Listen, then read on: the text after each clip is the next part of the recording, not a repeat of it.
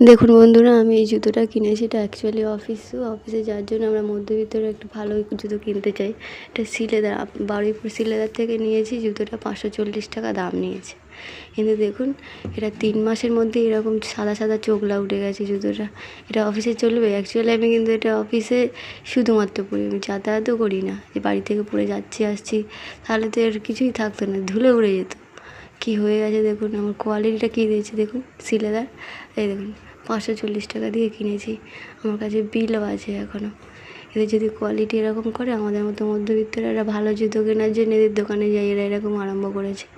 Quality করে তলানিতে চলে গেছে।